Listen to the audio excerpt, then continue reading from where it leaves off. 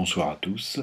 Un petit préambule à cette vidéo qui s'est avérée après montage très longue, limite interminable, et où j'y affiche sans vergogne un peu ma médiocrité. On ne peut pas réussir à tous les coups. Donc une belle tentative, des résultats mitigés.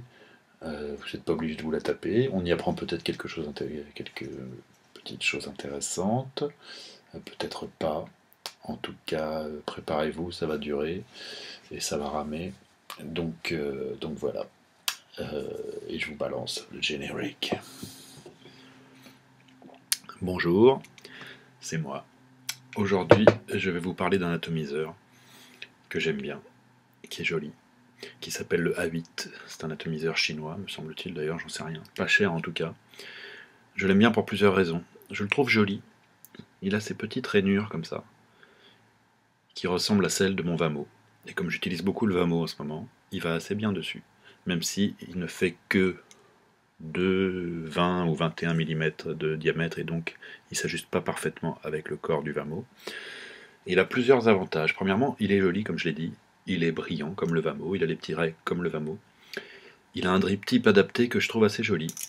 Un drip type, on peut en mettre un autre, mais celui qui est livré avec me paraît assez bonnard. Le mien a un petit tank en plastoc de couleur bleue, ce qui n'est pas du meilleur goût, mais ça me plaît. J'ai un atomiseur bleu. Il est bien d'autre part parce qu'il a deux petits trous d'air, un de chaque côté, qui envoient l'air directement sous la mèche, ou le mèche, comme on va le voir plus tard, ce qui permet de pouvoir vapoter dessus dans n'importe quelle position, contrairement à un Genesis, hein, on l'a déjà dit. Moi j'ai mon trou d'air qui est là, en face du mèche, et là le tank est plein, mais dès lors qu'il se vide un peu, il faut que je fasse attention à ce que le trou soit toujours un peu vers le bas, pendant que je vapote, pour pas que le mèche s'assèche, et que donc j'ai des dry hits, comme ils les appellent en anglish. Donc cet atomiseur est très bien. Il a un défaut, c'est que c'est un atomiseur fibre. Le montage dessus est un montage fibre. Actuellement, j'ai un montage fibre dessus, que j'ai effectué moi-même, et qui marche très bien, à un Home 8, un truc comme ça, qui est là, qu'on va voir tout à l'heure en gros plan, pendant que je vais le défaire avant de le refaire, parce que mon propos est de le refaire, de tenter de le monter en Genesis, ou au moins en hybride. On va voir ça tout à l'heure. Pourquoi j'aime pas la fibre? J'aime pas la fibre pour plusieurs raisons. Premièrement, la plus mauvaise, c'est que j'ai décidé qu'on était les barbares du Genesis, et que donc le Genesis c'était génial, c'était ce qu'il y avait de mieux, et donc peut-être un peu par snobisme, pas de fibre chez nous. Enfin, quoique, il y en a là, hein, et j'en ai d'autres d'ailleurs. Et que ça marche très bien d'ailleurs, hein, je prends une petite taffe pour vous montrer.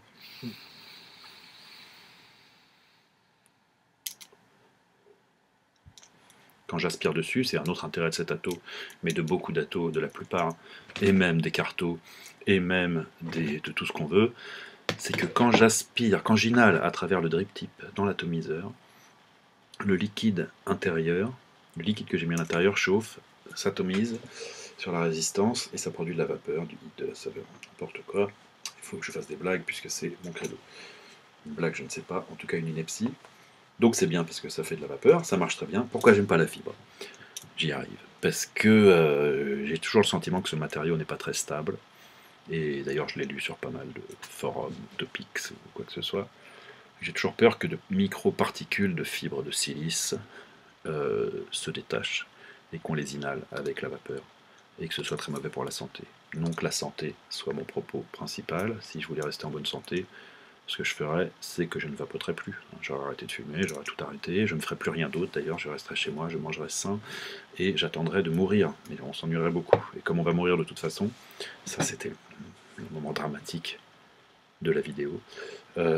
Autant se faire plaisir en tout cas, et essayer d'avoir une vape agréable. Donc je n'aime pas la fibre parce que j'ai peur que ça se détache, et j'aime pas non plus parce que j'ai le sentiment moi que le rendu est moindre qu'en Genesis, qu'en Carto, quand j'aime pas trop le rendu de la fibre. Est-ce que c'est le goût de la fibre? Est-ce que c'est parce que je la monte mal?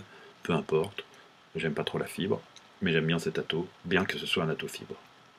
Une intro un peu longue à mon avis, mais c'est pas grave. Ce que je vais faire, je crois que j'ai tout dit ce que je voulais dire dessus. Je vais le démonter, enlever le montage actuel en fibre, vous montrer quand même comment il est, pour vous montrer comment on le monte en fibre, il y a plein de tutos dessus, et essayer de faire une mèche Genesis, peut-être semi-hybride, je ne l'ai jamais fait, donc on va tâtonner ensemble, sur cet ato, parce qu'il est joli, parce qu'il est bonnard, le A8, c'est parti pour le gros plan. Donc l'atomiseur A8, il est là, il est beau. On l'a déjà dit. On va dévisser son top cap, qui est ici, enlever le drip tip, qui s'en va très bien, et faire comme les autres, poser dessus. J'aime bien cette technique, je la fais pas. Est-ce qu'on voit quelque chose? Je pense. J'ai un vieux montage fibre dessus. Pas génial encore mes gros plans. Hein. Je vais m'acheter un jour une caméra.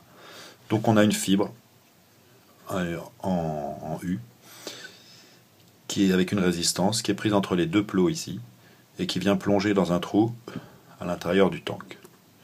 Ça marche très très bien, je vous l'ai dit déjà, mais on va essayer de défaire ce montage. Je vais commencer par drainer le liquide. Je prends une seringue et j'enlève le liquide qu'il y avait dedans. Le liquide que j'avais dedans, c'est du Pirates Brew. Enfin, si ça veut bien tirer, oui. Du Pirates Brew de chez SNS Mods, ceux qui font le Grumpy et le Red Devil testé précédemment. C'est un liquide qui ressemble encore un peu à tous les autres SNS Mods, mais avec une nuance de noix de coco et fruité. Qu'est-ce qu'on pourrait en dire? Peut-être un peu pomme. C'est un liquide qui est assez bon, mais j'ai du mal avec la noix de coco. Je l'avais mis là-dedans pour le tester, et j'avoue que je vapotais pas beaucoup Stato, puisque c'était de la fibre, et j'ai déjà dit que je préfère le Genesis. Donc, on draine ça, on estime qu'il est à peu près vide. Le tank de couleur bleue, déjà, je viens de le remarquer, un petit peu fêlé ici. Un petit peu fêlé. J'espère qu'il ne va pas nous claquer dans les doigts. Pour défaire le montage, on prend un petit tournevis cruciforme ou plat, et on vient desserrer gentiment les deux postes ici, les deux petits postes dans lesquels sont enfichés la résistance. On vient retirer la mèche qui se présente comme ça. Je fais un montage comme fait tout le monde. Si vous voulez le monter en fibre, se référer au montage des autres reviewers, notamment Altmenorg, dont je dois avouer que ces revues sont de plus en plus austères à mon goût. Hein. On s'amuse pas des masses, on vibre pas vraiment avec lui. Par contre, on voit très bien ce qu'il fait, on comprend, et c'est très bien expliqué, et ces gros plans sont beaucoup plus beaux que les miens. Cette mèche, qu'est-ce qu'on en fait? On pourrait la garder, mais non, on va plutôt la mettre à la poubelle. Hop. C'était en gros de la mèche d'1 mm avec 4 tours. Et nous voilà avec l'Atto. L'Atto a un autre avantage, c'est qu'il a un poste central réglable. On peut le dévisser comme ça, tout comme le RSST.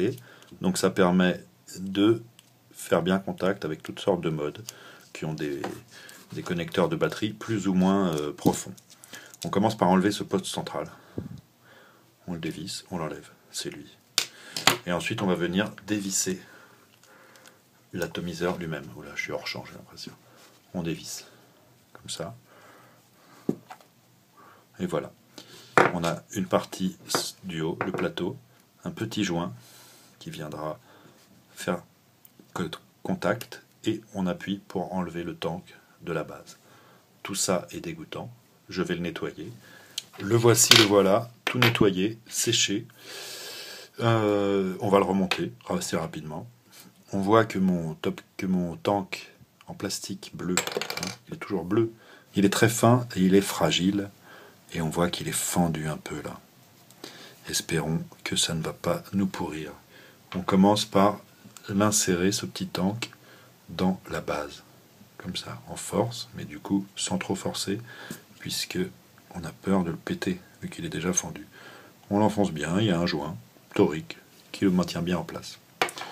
On remet le petit joint noir autour du plateau.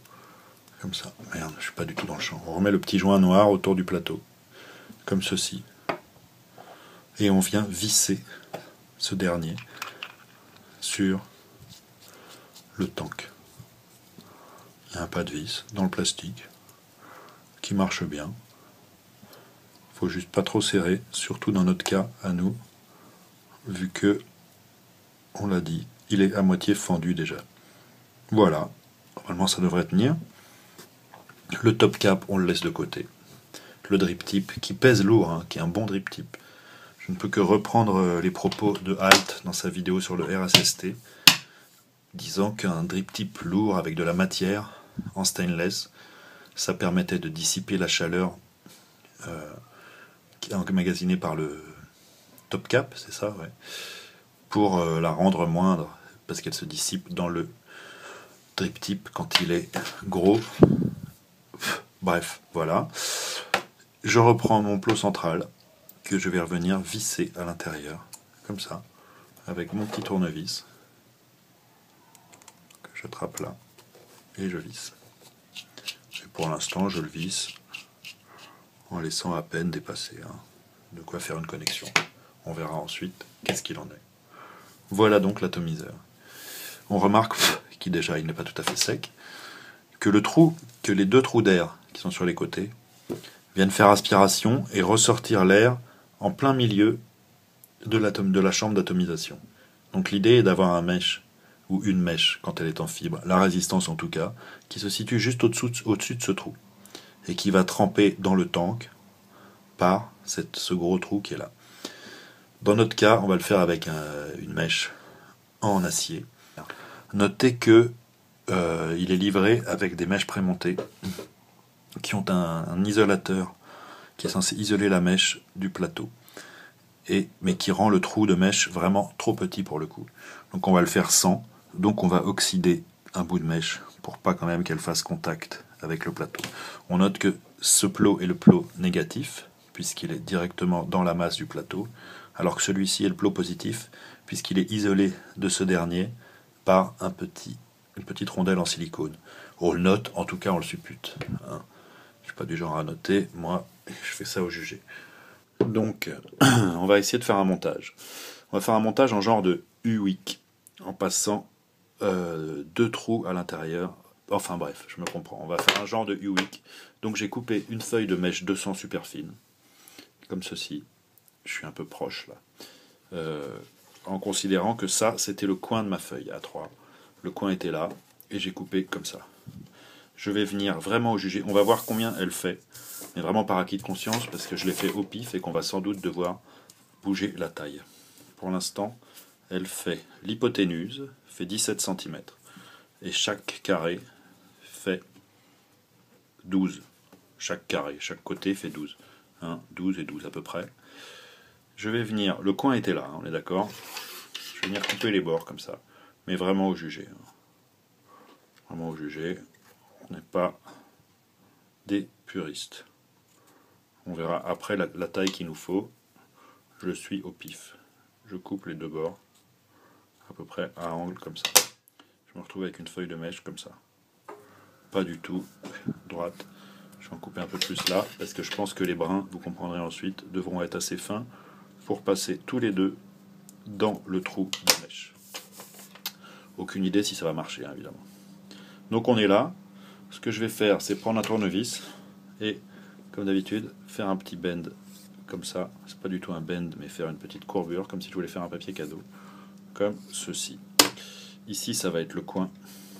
Voilà. Donc pour maintenir ma feuille de mèche, je vais prendre un truc lourd, en l'occurrence une boîte dont j'ai déjà parlé pour les aficionados, et la tenir là et venir rouler plus ou moins dans la direction de la boîte. Je dis plus ou moins, hein, parce que je ne suis pas d'une précision diabolique. Et ça, il n'a pas fallu beaucoup de temps pour le comprendre. C'est une évidence pour tout le monde. Je ne suis pas d'une précision diabolique. Donc je ne fais pas comme les autres, moi, hein. Ça, vous l'avez compris aussi. Je tourne à la route. Et je me retrouve avec un gros boudin, qui sera forcément plus épais au centre que sur les bords, quand j'aurai fini de le rouler. Et je commence à le rouler entre mes doigts, comme ça. La lumière n'est pas géniale aujourd'hui, hein. La lumière vient de la droite. Je le roule comme ça.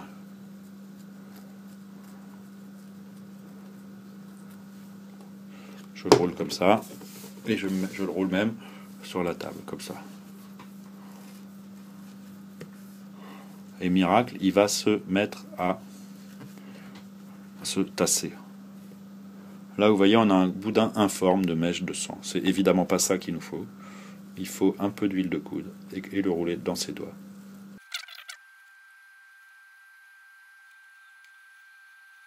Donc à ce stade-là, je me rends déjà compte qu'elle tourne très bien comme ça. mais qu'elle va être un peu grosse. Donc je vais défaire et couper un peu de longueur. Donc là, j'ai coupé parce que je galérais dans le gros plan pour enlever les bouts de mèche. Je me retrouve avec une mèche comme ça, dont j'ai coupé un bon 1,5 cm tout du long. Mais ça tournait dans tous les sens. Vous avez déjà vu mon setup si vous avez suivi les vidéos d'avant. C'est à moitié pourri. Donc j'ai fait ça. Et maintenant, je le roule entre mes doigts pour le rendre fin. Donc en gros, c'est la même distance, sauf qu'on peut dire que au lieu de 12 cm de côté de mon triangle, et ben il reste plus que peut-être 10, quoi, 10 et demi. Faut essayer, peu importe. Si vous voyez que c'est trop gros, vous en coupez un bout, ou vous tassez vachement. Si vous voyez que c'est trop fin, et ben vous le détassez un peu. Faut essayer. De toute façon, ça se trouve, on court à l'échec. Il est fort probable que tout ça va se solder par une cuisante déconvenue, et auquel cas, peut-être même je ne publierai pas. Mais imaginons que ce soit un succès. Hein, ça, on serait content. On aurait moyen de monter un atomiseur qu'on trouve joli et auquel on trouve des qualités tout à fait bonnes. Alors mon mèche, il est roulé n'importe comment, évidemment. Mais vous connaissez. Donc l'essentiel, c'est que ça marche. On dirait que je vais dans les deux sens, mais en fait, il n'y a qu'un sens où je serre. On se dit, mais il est débile, il serre, il desserre. Non, j'y vais doucement et hop, je serre. J'y vais doucement, je serre. Doucement, je serre. Et croyez-moi, ça serre. Croyez-moi, il est en train de rapetisser. Alors déjà, il est beaucoup trop long, hein, le mèche, puisqu'il va aller dans le tank. Il va faire un tour, et il va retourner dans le tank. Et on veut qu'il aille assez bas. Donc, si on veut qu'il aille à cette distance-là, on peut d'ores et déjà couper un bon morceau. Et c'est ce que je vais faire tout de suite. Grâce à une paire de ciseaux à ongles. Donc je vais déjà y couper tout ça. Bien propre. Environ. On a vu là. Puis il n'y a pas besoin qu'il aille tout au fond du tank. Il sera toujours bien assez imbibé. Je ne suis pas du genre à laisser mes atomiseurs vides de liquide trop longtemps. Est-ce que ça rentre? Je vais le redévisser pour essayer de les attraper par en dessous. Notre idée, c'est que le U vienne par la suite complètement au-dessus du trou de mèche. On y croit à moitié, mais sait-on jamais. Quand je referme, on est bon. On arrive à peu près à 1 mm ou 2 à 2 mm du fond du tank. Donc voilà notre montage, pas du tout, notre présentation de la mèche, ou du mèche. On va venir faire des tours dessus, quelques tours de Cantal, en essayant qu'il y ait le moins possible d'espace entre ces derniers et les deux plots de l'atomiseur. Donc comme maintenant qu'on a la bonne distance, la bonne taille de mèche, grosso modo, ce qu'on va faire, c'est qu'on va l'oxyder. Donc là déjà, on voit qu'elle a pris un coup de vieux, hein, en étant rentré puis ressorti du truc. Le ordinateur se remet à faire du bruit, vous inquiétez pas, un jour je vais le nettoyer, mais là c'est pas grave puisque de toute façon ça va faire du boucan, c'est le moment du chalumeau. On va être obligé de l'oxyder cette fois, alors qu'on a dit que c'était de la merde, parce que quand même, il y a toute une partie du mèche qui va être en contact avec avec le plateau, et il y a au moins 1 cm largement d'acier, hein, donc qui est très, très conducteur. Si on commence à le faire non oxydé là-dedans, en U, ça va être pourri. Plus elles vont toucher les deux postes, on va oxyder tout sauf ce qui trempe dans le tank. Donc je prends mon chalumeau, qui m'avait manqué puisque j'avais décidé de le remiser, vu que c'était mieux non oxydé. Je retrouve cette sensation de puissance dont j'avais parlé, et on va le prendre à la main, puisqu'on est décidé, et oxyder le tout.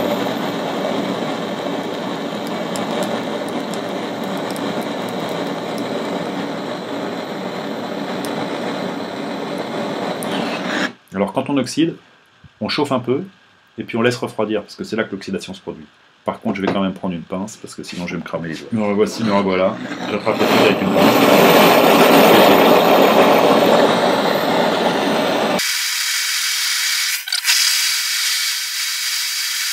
J'ai du coup, comme j'ai enlevé un bout, j'ai pas fait la petite pliure qu'on fait d'habitude en bout de mèche, pour enlever les petits zigouigouis des petits effilochages de mèche.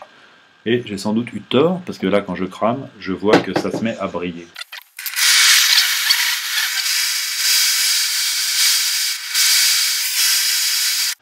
Je crains le pire, hein. Et ce, depuis le début. Mais bon, on va bien voir. Est-ce que ça suffit? On y remet un petit coup, hein, parce que ça va quand même toucher l'ensemble du truc.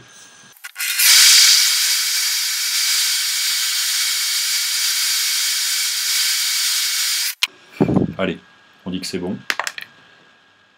On a donc notre mèche en U, avec le bout non oxydé, un petit bout non oxydé, et le haut oxydé grossièrement, avec ses petites effilochures.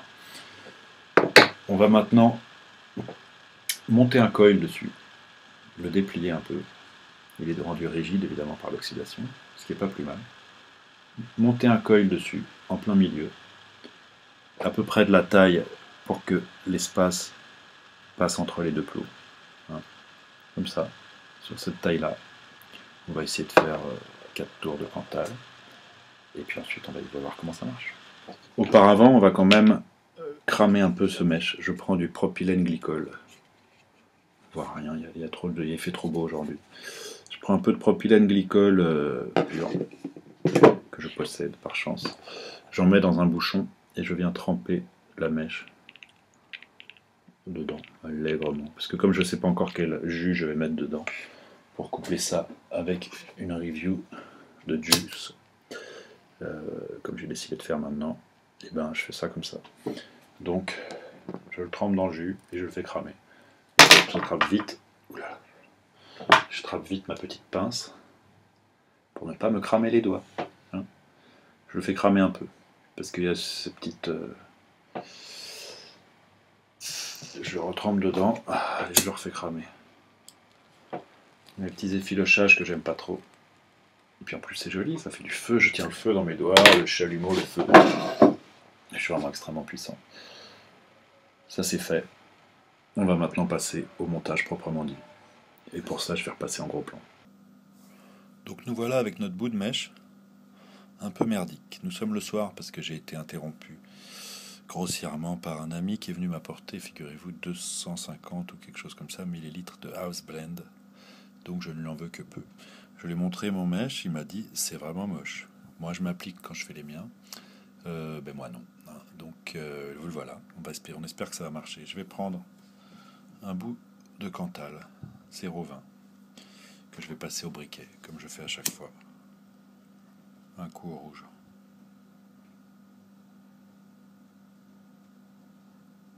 Grossièrement.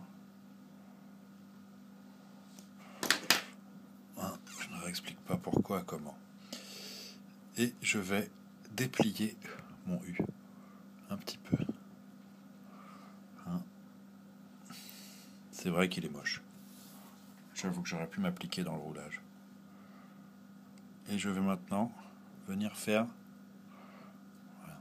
Et je vais maintenant venir faire quelques spires autour du milieu du U. On va venir en faire une,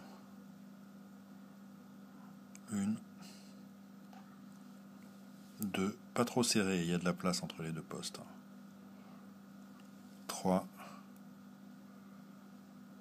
4 spires. 4 spires dans le U. Vous voyez que c'est pas l'application la plus folle. On est d'accord?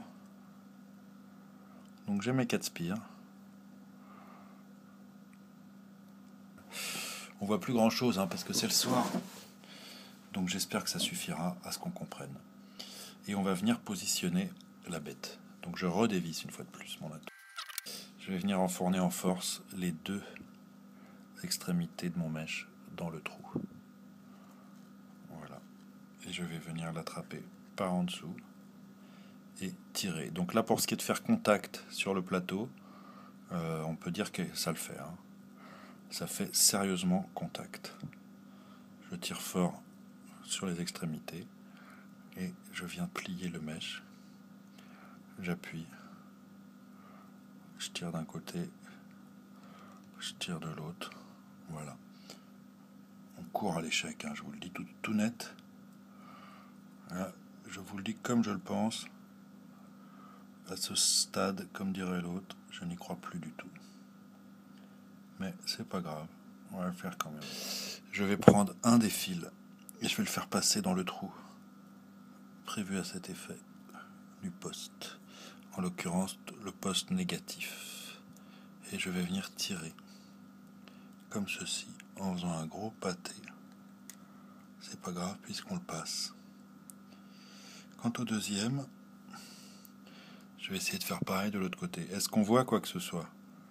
J'en doute fort. J'ai des gros doigts, un matos pourri. Tant pis. Donc l'autre, je viens le poser dans l'autre trou. Enfin, je viens le poser. C'est dur en plus avec le setup filmique. Voilà, je l'introduis. Est-ce qu'elle est bien dévissée celle-là? Voilà. Et je viens l'attraper de l'autre côté, dans la mesure où j'y arrive. Voilà. Donc, on égalisera tout ça après. Hein. Du moins, on a prévu de le faire. Il faut que j'arrête de dire on, je parle de moi à la troisième personne. C'est insupportable. Je viens appuyer, tordre le mèche pour l'amener juste au-dessus du trou. Voilà. Donc là, on est à peu près où on voulait. Je suis à peu près où je voulais en tout cas. Avec des spires. Est-ce qu'on voit quoi que ce soit? Mon truc de mise au point. Non, des spires sur un mèche oxydé. Je vais venir serrer ce poste-là, qui me paraît être le côté où les spires sont le plus belles. Je serre ce poste. Allez, j'y vais. Je le serre. C'est décidé. On va essayer. Je le serre bien. Donc voilà. Quant à l'autre poste, écoutez, c'est pas mal en fait. C'est rond. Je vais le serrer aussi, tiens. Je le coince ici, le fil. Et je serre le deuxième poste. Donc je le serre à l'aide d'un tournevis, hein, puisqu'il y a des vis. Pour tourner les vis, généralement, on utilise un tournevis. Donc là, je vais venir casser le cantal ici. Et j'ai confiance, je le casse ici aussi. On a des spires qui sont pas avec un super contact avec le mèche, mais qui n'ont pas l'air de se toucher entre elles. On a deux morceaux de mèche qui vont finir par tremper dans le temps, qui sont tout écrasés quand je les ai ouvertes. Je vais tenter un truc que j'ai vu faire certains, que j'ai vu certains faire. Je vais en prendre un des deux et je vais le couper en deux, comme ça, pour améliorer la capillarité. Voilà, on l'ouvre. Et l'autre côté aussi, allez. Tentative multiple. On monte un atto-fibre en Genesis. On essaye de faire des brins multiples en dessous. Donc on a un montage. Est-ce qu'on le voit? Si je fais ça et que je fais mon truc de mise au point, voilà, on a des spires un peu moches, autour d'un mèche un peu moche.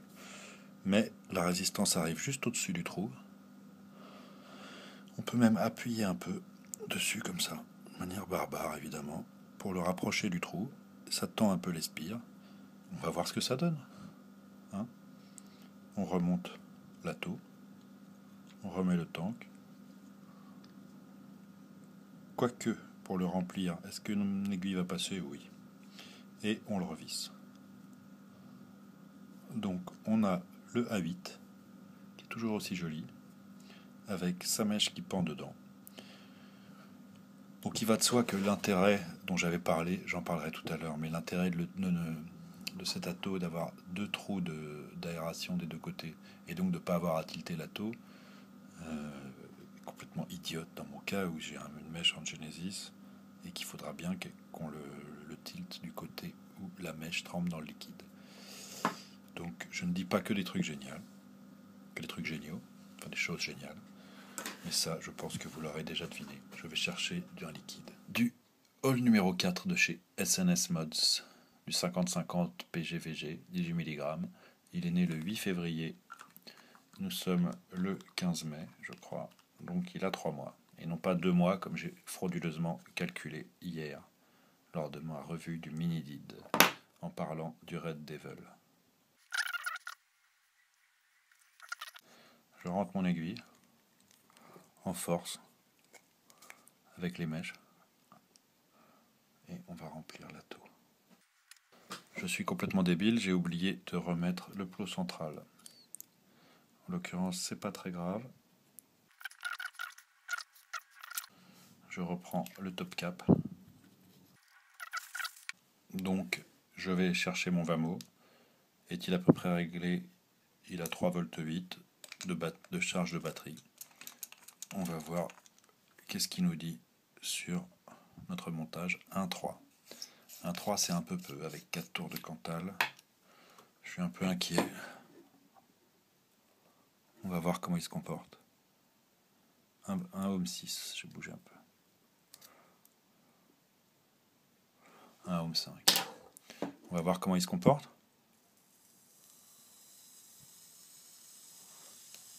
Déjà, il fait de la vapeur, victoire. On a monté un A8 en Genesis et il fait de la vapeur. Donc, on est assez content. Je suis assez content. Le truc fait de la vapeur. Pas monstrueux. Qu'est-ce qui se passe si je le monte à 12 watts 5? Il en fait aussi.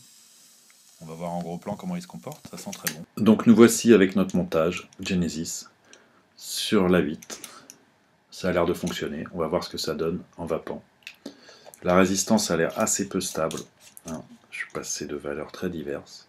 Qu'est-ce qu'il nous dit là? Il nous dit un Home 6. On va l'essayer à 10 watts. On va voir ce que ça donne. Je le tilte. J'ai prétendu tout à l'heure que j'aurais pas besoin de tilter à cause du trou d'air bilatéral. Mais en vérité, c'est débile puisque l'intérêt, c'est que la mèche soit imbibée. Enfin là, comme le tank est plein, elle est forcément imbibée. On essaye. J'essaye plutôt, il faut que j'arrête de parler à la troisième personne.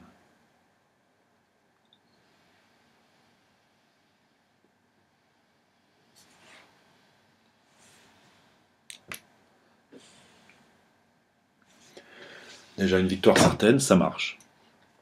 J'ai réussi. Pas que c'était vraiment sorcier non plus, hein. Et je suis sans doute pas le premier à le faire, mais je suis assez content.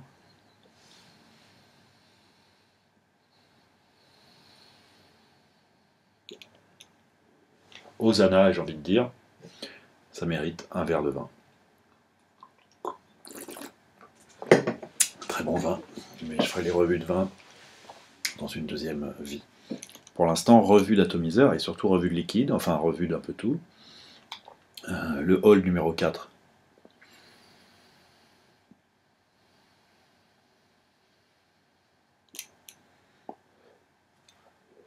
Je le retrouve, c'est lui.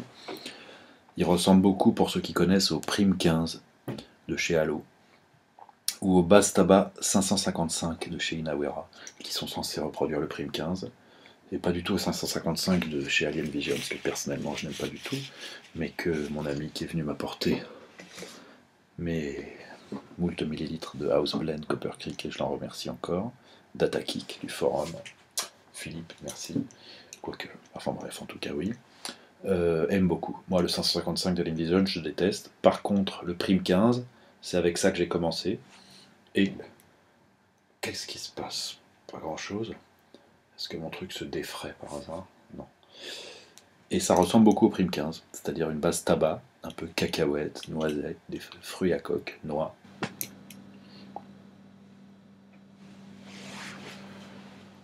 Écoutez, que dire de plus? Sur le montage.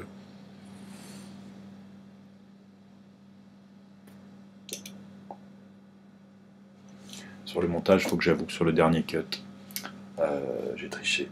Ça marchait pas. Mes deux brins de mèche qui tombaient dans le trou du mèche bloquaient l'arrivée d'air. Du coup, le liquide, je ne sais par quel miracle, se retrouvait à remonter par le plot central. Je ne sais pas. Ça n'a pas vraiment bien marché. En plus, quand j'ai regardé, ça faisait des étincelles, c'était pas bien isolé. J'ai réoxydé le mèche, j'ai coupé la moitié, je l'ai fait tremper. J'ai la flemme de refaire des gros plans. L'idée est là. Là, ça marche.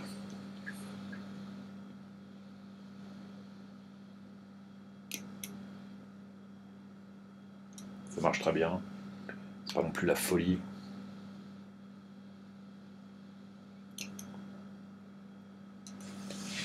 Et puis j'ai galéré.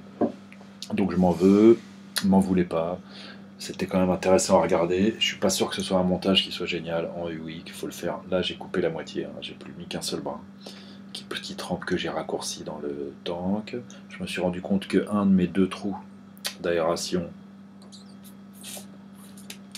était bloqué. Je ne sais pas pourquoi. Le deuxième marche normalement. Mais c'est pas non plus la folie. Par contre, on peut parler du hall numéro 4. Le hall numéro 4, c'est un bon liquide. J'ai Sense Mods. D'ailleurs, il y a beaucoup SNS. Je dis Sense, mais en fait c'est SNS. Mais ça fait Sense comme un peu des sables. Le gars est très sympa là-bas. Pour commander, c'est facile. On lui envoie un email, il nous envoie le truc, c'est pas très cher. Le Grumpy Hooch est merveilleux. Le Red Devil, que j'ai testé l'autre jour, est bon. Le Black and Black, le Pirates Brew. Le hall numéro 4, il a des goûts fruités qui sont paraît-il géniaux. Melon, chill, mango, frost, je ne sais quoi. Moi, j'ai goûté. J'adore pas, mais j'aime pas trop les fruits. Celui-là, c'est très bon. On dirait vraiment du Prime 15, à mon sens. Genre de tabac, pour moi, en meilleur. 50-50, PG-VG. Ça fait encore beaucoup de PG pour moi, mais c'est toujours moins que du Halo. Et puis le Halo, il y a un côté écœurant, enfin moi que j'ai jamais trop aimé. La 8 est très beau, je crois, en ce qui me concerne. Je vais réessayer sur ce montage de le traficoter un peu et de voir comment ça fonctionne. Mais je pense qu'il va terminer en fibre. Il marchait très bien en fibre. J'ai voulu le faire en Genesis, je suis pas sûr qu'il soit très adapté. Ou alors il faudrait remettre l'isolateur et faire une mèche vraiment très fine. Ou une mèche hybride, quelque chose. En tout cas, merci de votre attention. La prochaine fois, j'essaierai de vous expliquer comment fabriquer une petite boîte par vous-même pour vapoter avec un truc que vous avez fait maison. Je vous remercie de votre attention et à très bientôt.